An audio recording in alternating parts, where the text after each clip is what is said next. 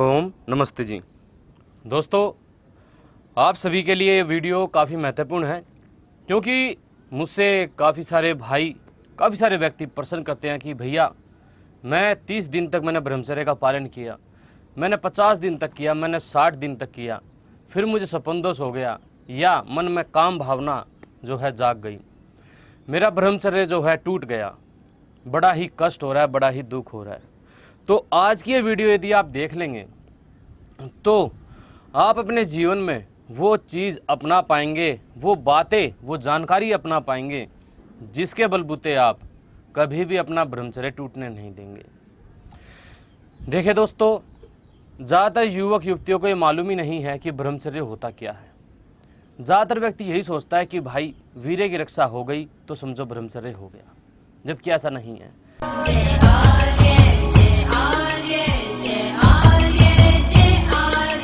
जय आर्यवर्त जय आर्यवर्त जय आर्यवर्त जय आर्यवर्त। इस देश के युवा जाग उठो, नवराष्ट्र का निर्माण करो।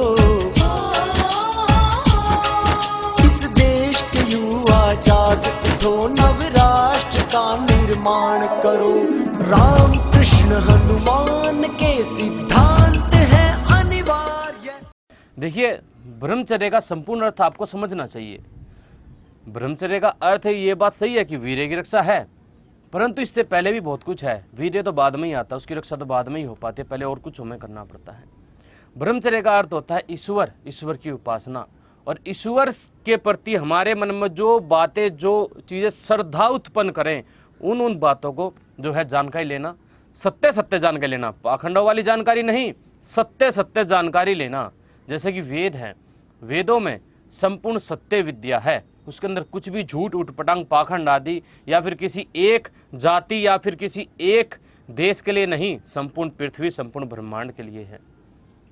ब्रह्मांड शब्द जो मैंने बोला है ऐसे नहीं बोल दिया कि मैंने ऐसे ही खाली अपनी बात को बढ़ाने के लिए बोल दिया। ब्रह्मांड का मतलब ब्रह्मांड ही है, पूरी सृष्टि, पूरी पृथ्वी जितनी भी है।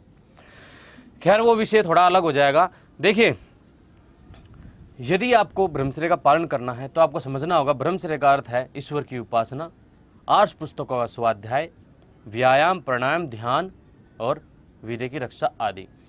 अब देखिए, हम करें क्या जिससे कि आसानी से हम ब्रह्मचर्य का पालन कर लें। आपको क्या करना है मैं आपको बिल्कुल एकदम प्रैक्टिकल बताऊंगा, जो मैं अपने जीवन में खुद अपनाता हूं वो चीज़ें बताऊंगा। देखिए, सबसे पहली बात, आप सभी को ब्रह्म मुहूर्त में उठ जाना चाहिए। 3:30, 3 बजे, 4 बजे तक आप सभी को उठ जाना चाहिए। उठने के बाद में सुबह का समय होता है प्राणायाम का और ईश्वर के ध्यान का। शाम का समय होता है कठोर व्यायाम आदि का। बाकी आपातकाल की बात अलग होती है, प्रदूषण कहीं पर ज़्यादा तो सुबह ही सब कुछ करना पड़ जाता है। देखिए, सबसे पहले आपको क्या करना है, बाकी आप सभी जानते ही होंगे, काफ़ी समय से मेरे साथ जुड़े, दिनचर्या आपको मालूम ही होगी। सबसे पहले आपको क्या करना है, शांति से आप जो है बैठ जाइए, कोई भी आसन लगा लीजिए, कमर गर्दन आपकी सीधी रहनी चाहिए। फिर आप लीजिए लंबी गहरी सांस लेने छोड़ने की क्रिया कीजिए। सबसे पहले 12 बार मैंने वैसे बताया, लेकिन आप इसको आधा घंटा, पौन घंटा, 1 घंटा कर सकते हैं। उसके बाद में आप प्राणायाम शुरू कर सकते हैं। मैं जो हूँ 1 घंटे तो लंबे गहरे सांस लेने छोड़ने की क्रिया करता हूँ। उसके बाद में मैं जो हूँ अपना ये आपका अभ्यंतर प्राणायाम करता हूँ, और अब मैंने बाह्य प्राणायाम भी शुरू कर दिया है, केवल 3 बार, क्योंकि मुझे 1 वर्ष के आसपास हो चुका है अभ्यंतर प्राणायाम करते हुए। तो अब मैंने जो है बाह्य प्राणायाम भी शुरू कर दिया। शुरू में आपको जो है ना एक ही तरीके का प्राणायाम जो है करना है, चाहे तो आप बाह्य प्राणायाम कर लीजिए, चाहे अभ्यंतर प्राणायाम कर लीजिए, 1 वर्ष तक आपको यही करना है। तो सबसे पहले आप लंबी गहरी धीरे धीरे धीरे धीरे सांस लीजिए, धीरे धीरे धीरे धीरे छोड़िए। इसको आप कीजिए जितनी देर आप कर सकते हैं। इसके बाद में आप क्या कीजिए, मान लीजिए आप कोई, आपको जैसे कि खाली अभ्यंतर प्राणायाम करना है, तो आप क्या करें, श्वास को लीजिए, धीरे धीरे धीरे धीरे धीरे धीरे धीरे धीरे पूरा भर लीजिए। छाती आपकी फूलेगी, पेट में भी जाएगी, थोड़ी वायु जाएगी, उसको रोकना नहीं है, बंद नहीं लगाना है, ध्यान रखना। काफी व्यक्ति क्या कहते हैं, श्वास भरते हैं पेट में बंद लगा लेते हैं और छातियों भरेंगे जी, हम तो छातियों भरेंगे, पेट में नहीं भरेंगे। भाई, ज़बरदस्ती नहीं करते हैं, आराम से सरलता से जो चीज़ हो रही है उसको होने दो। छाती आपकी फूलेगी, वायु ज़्यादा आएगी छाती में, पेट में भी जाएगी, जाने दो ना। क्या पेट आपका शरीर का हिस्सा नहीं है क्या? क्या पेट के अंदर कुछ है नहीं क्या जिसको स्वास्थ्य की जरूरत है? तो आप धीरे धीरे धीरे धीरे पूरा श्वास ले लीजिए, इस प्रकार।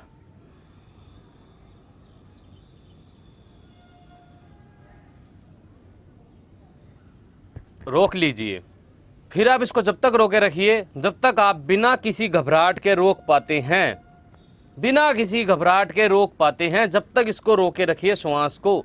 ध्यान रहे जैसे ही घबराहट होने को हो उससे पहले ही आपको श्वास जो छोड़नी है वो भी धीरे धीरे धीरे धीरे धीरे धीरे ही खाली करनी है। ध्यान रहे, क्योंकि देखिए हमने श्वास ली, रोका, अब हम जब श्वास खाली कर रहे हैं, धीरे धीरे धीरे धीरे खाली कर रहे हैं, तो इसमें भी समय लगेगा। तो आपको घबराहट होने से पहले ही ये क्रिया कर देनी है ताकि आप जबरदस्ती श्वास को ना रोकें। प्राणायाम में, कुंभक के प्राणायाम में हमेशा ध्यान रखना कि जब हम प्राणायाम करते हैं, कोई व्यक्ति यदि जबरदस्ती श्वास रोकता है या व्यायाम करते हुए जबरदस्ती श्वास रोकता है तो उसको काफ़ी सारी कठिनाइयों का, परेशानियों का सामना करना पड़ सकता है। तो आप इस प्रकार से इसको कम से कम जो है 3 प्राणायाम कीजिए। और यदि आपके फेफड़े अधिक कमज़ोर हैं तो आप खाली ये क्रिया कीजिए, नाक से श्वास लीजिए। अब जब आपका प्राणायाम सही होने लगे तो आप इस प्राणायाम में भी मन ही मन ओम का गायत्री मंत्र का जाप कर सकते हैं। ध्यान अपना यहाँ पे लगाइए, यहाँ पे लगाइए, या फिर यहाँ, यहाँ, यहाँ, या फिर यहाँ नाभि पर। तो यहाँ पर कहीं पे भी अपना ध्यान जो है लगा सकते हैं। इस प्रकार से आप इसको कर सकते हैं। अब जब आप प्राणायाम कर लें 3 बार तो क्या होगा, जब आप इसको अच्छी प्रकार से करने लग जाएंगे तो आप जब ध्यान करेंगे ईश्वर का, जो मैं आगे बताऊंगा कैसे करना है, तो आपका उसमें अच्छी प्रकार से ध्यान लगेगा। आपके विचार आएंगे ही नहीं, आएंगे तो बहुत कम आएंगे, उनको आप वैसे ही हटाते रहेंगे, कोई दिक्कत नहीं है, बिल्कुल भी नहीं आएंगे। विचारों को हटाने के दोस्तों बहुत सारे उपाय हैं जिनको अपनाकर मनुष्य जीव विचारों को बिल्कुल ही हटा सकता है। देखिए हमने 3 प्राणायाम किए, आंखें हमारी ये सारी क्रिया में बंद रहेगी, इससे आपकी आंखों की रोशनी बढ़ेगी और बहुत ज़्यादा बल बढ़ता है। देखिए हम ऐसे बैठे हुए हैं, हमने प्राणायाम कर लिए 3, चाहे आप बाह्य करें या अभ्यंतर करें, इन विषयों में मैंने अलग से वीडियो बना रखी है, यहाँ पर खाली उद्देश्य आपको एक बताना था। अब आपको क्या करना है, अब आपको शांत चित्त बैठे रहना है और अपना ध्यान क्या तो आप यहाँ लगाइए, या फिर नासिका के अगर भाग पर, जीभ के आगे वाले भाग पर, या फिर यहाँ पर कंठ प्रदेश में, या फिर हृदय प्रदेश में, या फिर यहाँ पर नाभि प्रदेश में, कहीं पर भी अपना ध्यान टिका सकते हैं। अब यहाँ पर टिकाने के बाद में आपको जो है ओम का जाप करना है। देखिए दोस्तों, हर कोई आनंद प्राप्त करना चाहता है। हम सोचते हैं कि हाँ आज मुझे गाड़ी मिल जाए, बंगला मिल जाए, वो मिल जाए तो मुझे बहुत ही ज़्यादा आनंद प्राप्त होगा, जबकि ऐसा नहीं होता है दोस्तों। कुछ देर के लिए वास्तविकता में उससे आनंद आपको मिल जाता है, लेकिन बाद में फिर नई नई समस्याएं, नई नई इच्छाएं उठ खड़ी होती हैं। तो आनंद यहाँ नहीं है। आनंद वो है जो हमेशा आपका बना रहता है। जब चाहे आपसे सब कुछ आपका छीन लिया जाए या आपको सारे संसार की दौलत दे दिया जाए, तब भी आप उसमें विचलित या फिर अति उत्साहित नहीं होते हैं। जैसे हैं समता के भाव से वैसे बने रहते हैं। तो यहाँ पर हमें क्या करना है, हमें यहाँ पर जो है लंबा गहरा श्वास लेना है। अब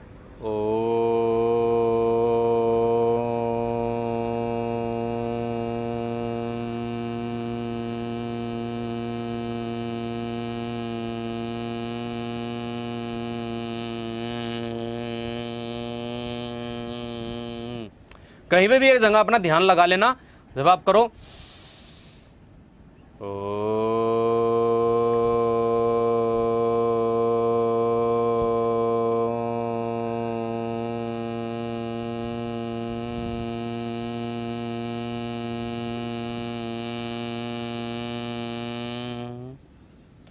प्रयास ये करना, इसके साथ साथ आप ये महसूस करना कि ईश्वर आपके चारों तरफ है, ईश्वर आपको एक क्रियाएं करते हुए देख रहा है।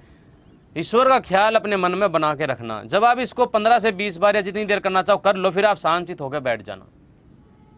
ध्यान वहीं जहाँ पे टिका रखा वहीं टिकाए रखना। फिर मन ही मन ओम ओम ओम ओम ओम इस प्रकार से, ठीक है ना, इस प्रकार से आप करना। थोड़ा सा जल्दी जल्दी करोगे तो आपका ध्यान भटकेगा नहीं और आपका जो है लगा रहेगा।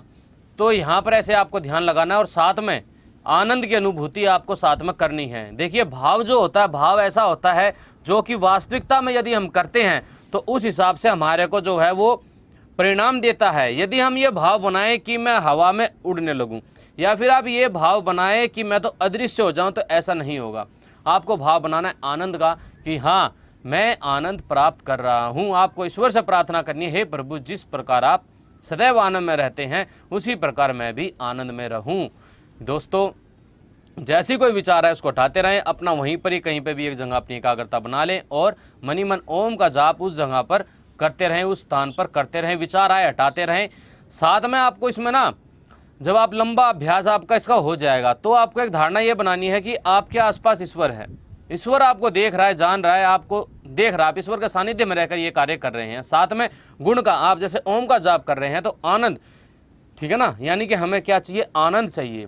हम ईश्वर से प्रार्थना करें, हे प्रभु जिस प्रकार आप आनंद में रहते हैं वैसे मैं भी सदैव आनंद में रहूं।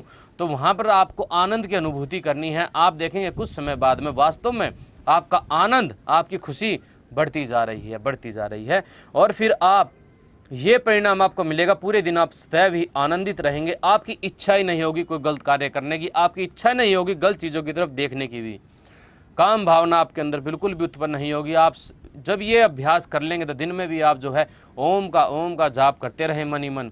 आपकी इससे बुद्धि तीव्र होगी। पढ़ने वाले बच्चों को इतना ज़्यादा आनंद आएगा कि मान लीजिए वो कभी फेल भी हो जाते हैं, कुछ हासिल नहीं होता, तब भी उनका उत्साह खत्म नहीं होगा।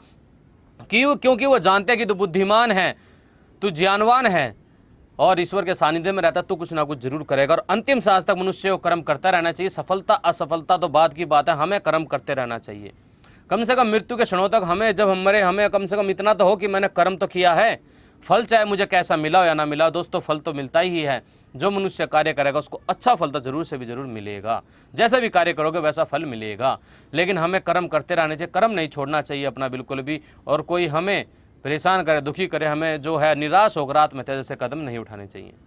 तो इस प्रकार से आप जो है ओम का जाप कर सकते हैं। नियमित रूप से ऐसा करेंगे तो निश्चित रूप से आपका ब्रह्मचर्य कभी भी नहीं टूटेगा। ये मेरा आपसे वादा है। तो ठीक है जी, आप सभी को नमस्ते, जय श्री राम, जय आर्यवर्त।